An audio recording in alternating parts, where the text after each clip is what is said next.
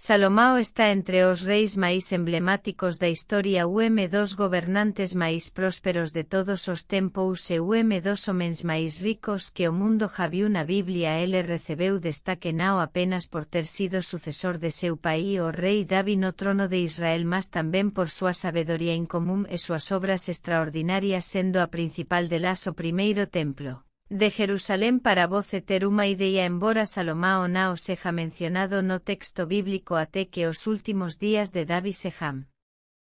registrados, depois disso seu nome aparece cerca de 300 veces.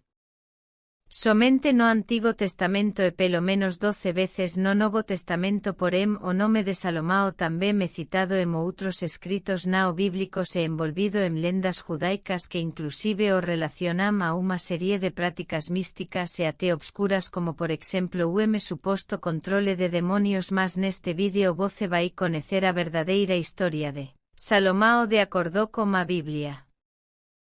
O rei Salomao era filo de Davi Bateseba, aquela que había sido muller de Urías. Por tanto, Salomao nasceu cuando Davi já reinaba a partir de Jerusalén. Ele tamén é chamado na Biblia pelo nome Gededías, que significa amado pelo Senor. O rei Salomao gobernou sobre Israel por cerca de 40 anos, aproximadamente entre 971 e 931 a.C. Non existe prácticamente nenhuma información sobre os primeiros anos de vida e a juventude de Salomao, mas considerando as informações bíblicas sobre a vida familiar de Davi podemos estabelecer parámetros sobre o tipo de ambiente en que Salomao cresceu. Sabemos que Davi teve varias mulheres e iso obviamente resultou en moitos problemas entre súas esposas e seus filos, que protagonizara as máis variadas intrigas, geralmente en busca de prestigio e poder. Inclusive o propio Salomao aparece na historia bíblica nun contexto de grande tensión na familia real en medio a unha luta pelo trono de Israel, já que o rei Davi estaba velo e debilitado. Mas antes disso, Absalao, que era meio irmão de Salomao, já había tentado usurpar o trono de seu pai, mas non teve suceso. Porém, tempos depois, o máis velo dos filos sobreviventes de Davi, chamado Adonias, tentou repetir o mesmo movimento de Absalao. Se autoproclamando rei sobre Israel, Adonias até conseguiu o apoio de Joabe, ex-general de Davi, e do sacerdote Abiatare. Tentou de todas as maneiras ocupar o trono de seu pai, facendo inclusive unha festividade de coroacao. Entao, cando souberán do plano de Adonias, Bateseba, o profeta Natán, os sacerdotes Sadoque e outros aliados trataran de traballar para que Davi se lembrase da promesa aínda non cumprida a respeito de Salomao de que ele sería seu sucesor. Asim, David dá ordens acerca da ascensao de Salomao ao trono e este foi coroado rei de Israel, sendo ungido por Zadoque. Probablemente cando foi coroado o rei Salomao non tiña máis do que 18 anos de idade. O reinado de Salomao foi longo, alcancando 4 décadas de goberno, mas os estudiosos discutem se o seu período de reinado ocorreu aproximadamente entre 971 e 931 a.C. ou entre 960 e 920 a.C., sendo a primeira posibilidade a máis probável. Logo após a morte de Davi, o rei Salomao seguiu as instrucções de seu pai e agiu en conformidade para solidificar súa posicao como rei e desmantelar cualquier oposicao. Asim, ele tratou de ordenar as mortes de Adonias e Joabe e banimento de Abiatar, e entao pasou a reinar semo posicao interna. O rei Salomao herdou de Davi extenso territorio, com aproximadamente 128.000 km². Durante seu reinado, Salomao melhorou moito as condições domésticas de Israel. Ele substituiu as antigas divisoes tribais por unha divisao de seu territorio en 12 distritos administrativos, os quais cada posuía oficial comisionado pelo rei. Eses distritos tiñan a responsabilidade de prove sustento para a corte durante o ano, sendo entao cada distrito responsável pelo suprimento de mes. A lista de mantimentos diarios era bastante onerosa e conforme o registro do primeiro libro de Reis capítulo 4 incluíra 9.000 kg de farina entre farina nobre e farina común, 30 bois entre Cebados e criados en pasto común semovelas e carneiros além de servos gacelas corsas e aves ben tratadas que servían como iguarias de mesa e muitas persoas pensam que esa cuantidade é fantasiosa porém esas persoas se esquecem de que eses alimentos serán destinados a toda a corte de Israel en seu auge o que probablemente incluía todos os funcionarios os oficiais e a familia estendida do rei Salomão. Muitos estudiosos acreditam que probablemente esa cuantidade alimentaba máis de 12.000 persoas. Todos os días a corte do rei Salomão era bastante completa e organizada e os seus auxiliares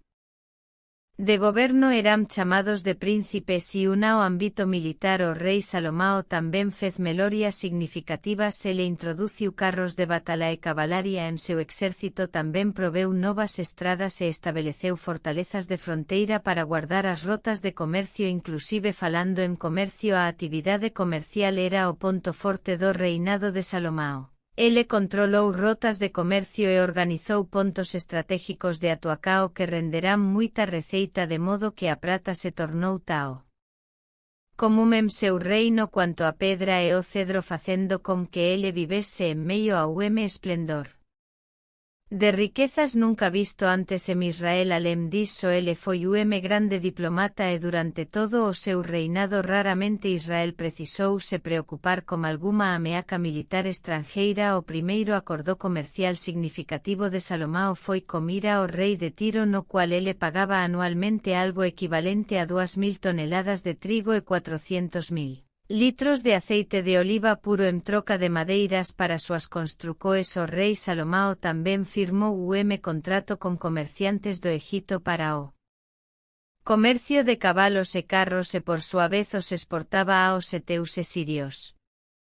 obtendo claro bom lucro. E a atuacao comercial que trouxe máis lucro para o rei Salomão foi seu comercio marítimo, onde seus barcos navegaban pelo Mar Vermelho e pelo Mar Arábico nao sendo Índico, chegando até Ofir, e esas viaxes poderían durar até 3 anos cando considerada receita anual proveniente de súas estrategias comerciais, das taxas que recebía pelo tráfego de mercadorías e pelos impostos pagos pela população presente en todo o territorio que controlaba. A estimativa da soma de riquezas atinge nível excepcional, colocando rei Salomão como dos homens máis ricos de toda a historia da humanidade. De todas as construcoes realizadas durante o reinado do rei Salomão, certamente o templo en Jerusalén foi a máis importante delas, conforme a promesa do propio Deus. O rei Salomão executou o proxecto de seu pai de construir templo para abrigar a Arca da Alianza e para obter a mao de obra necesaria. O rei Salomão recorreu ao traballo forcado especialmente de povos cananeus subjugados por Israel. Todavía o número de traballadores cananeus era insuficiente para suprir seus planos, entao ele recrutou israelitas para esa tarefa, obrigando-os tamén tipo de traballo forcado. Obviamente esa medida foi bastante popular, fato que ficou evidenciado no episodio da morte de Adonirao, o superintendente dos grupos de traballadores. O templo construído por Salomão ficaba localizado no Monte Moria, o lugar onde o rei Davi había edificado altar ao Senhor, e antes disso probablemente onde Abraão teria subido con Isaque para sacrificalo, mas a pesar de Davi ter coletado materiais para construcao do templo, foi somente no 4º ano do reinado de Salomão que ele comecou a ser construído, e mesmo parecendo unha construcao con dimensões modestas para os padroes actuais, o edificio do templo representaba empreendimento grande. A época construído con que había de máis valioso, con toneladas de ouro e madeiras nobres. Cando concluiu a construcao do templo no 11º ano de seu reinado, o rei Salomão planejou unha grande celebracao onde moitos sacrificios foran oferecidos na dedicacao do edificio, e dentre os outros predios construídos pelo rei Salomão en Israel podemos destacar a Casa do Bosque do Líbano, que tina 50 metros de comprimento, 25 metros de largura e 15 metros de altura. Pórtico de colunas medindo 25 por 15 metros, unha sala para seu trono onde ele realizaba os julgamentos. Unha casa Para fila do faraó do Egito que era uma de suas esposas cujo local posuía imponencia impresionante e a propia residencia de Salomao debe ter sido uma construcao considerável onde ele acomodaba 700 esposas e 300 concubinas além dos servos necesarios além disso Salomao também edificou o Nilo uma enorme fortaleza para proteger o templo como sabemos além da riqueza o rei Salomao ficou conhecido por sua sabedoria na Biblia lemos o registro do sono que o rei Salomao teve onde o Senhor Lhe apareceu e perguntou o que ele mais desejaba receber Salomao poderia ter pedido riquezas longevidade. Ou honra poremo jovem rei pediu sabedoria ele pediu coracao compreensivo para poder governar prudentemente o seu povo e dos episodios bíblicos que máis destaca sabedoria do rei Salomao e aquele en que duas máis comparecerán a súa presenca disputando único recén nascido o caso era bastante difícil pois nao había nenhuma testemuna más con muita sabedoría o rei Salomao propós que o menino fose dividido en dúas partes para solucionar o problema e diante da posibilidade da morte de seu filo a verdadeira mae preferiu entregar o menino a muller en postura e iso fez com que Salomao julgase aquela causa de forma impecável a sabedoría do rei Salomao tamén pode ser percebido en toda a literatura que ele produciu Salomao compós milares de proverbios e cánticos e a profundidade de seus proverbios tamén impresiona de modo que a Biblia relata que ele discorreu sobre as árbores os animais as aves os répteis e os peixes além dos relatos bíblicos muitas lendas e documentos da antiguidade se referem a espectacular sabedoría de Salomao e entre os libros da Biblia. Atribuíse a Salomao a autoría de unha grande parte do libro de Proverbios ben como de Eclesiastés. Tal vez do libro de Cántico dos Cánticos de Salomao e pelo menos dos Salmos 72 e 127 a Biblia tamén diz que a sabedoría de Salomao impresionaba de tal modo que vinan persoas de todos os povos e de todos os reis da terra para ouvir de súa sabedoría e unha desas visitas foi feita pela raina de Sabá que viu dos confins da terra para poder ouvir pessoalmente a sabedoría do rei Salomao a raina de Sabá fez moitas perguntas e enigmas a Salomao e o rei respondeu inteligentemente a todos os questionamentos feitos por ela deixando-a completamente impresionada. Na ocasião a raina de Sabá presenteou Salomao con moitos presentes além de máis de 4 toneladas de ouro a pesar de toda a sabedoría que tina o rei Salomao tomou atitudes que trouxeran grandes problemas por exemplo Salomao submeteu o povo a trabalo forcado súas prácticas comerciais internacionais de alguma forma fizeran con que a idolatría entrase no meio de Israel pelo contacto como outros povos se le aplicou unha pesada carga de impostos que sobrecarregaba aos israelitas e había tamén súa intensa poligamia que foi o principal meio pelo cual falso os deuses comecaram a ser reconocidos en territorio hebreu.